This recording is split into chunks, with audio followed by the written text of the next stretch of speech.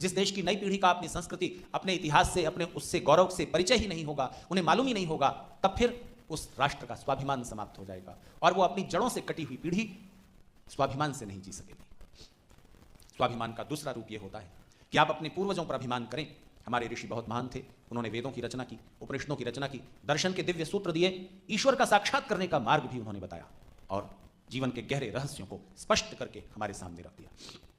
हमें अपने पूर्वजों पर, अपने दादा दादी, परदादा परदादी और हमारे जो पूर्वज ऋषियों की परंपरा में रहे हैं, क्योंकि भारत में कोई किसी भी ज्ञाति का व्यक्ति हो, अगर उसका गोत्र पूछा जाता है शादी के वक्त और किसी समय, तो गोत्र ढूंढते ढूंढते पता लगता है उस गोत्र का संबंध किसी न किसी ऋषि के साथ है। आप सब उन ऋषियों के वंशज हैं, इस बात का आपको स्वाभिमान होना चाहिए। लेकिन इस स्वाभिमान को एक दूसरा रूप दें और वो ये कि आप अपने दादा पर, अपने पिता पर, अपने परदादा के परदादा पर, अपने पूर्वज ऋषियों पर अभिमान करें, ये अच्छा है। लेकिन एक बात कभी कभी ये भी सोचा करें कि अगर हमारे पूर्वज धरती पर आ जाएं किसी तरह से, तो हमको देखकर, हमारे जीवन को देखकर हम पर अभिमान कर सकेंगे कि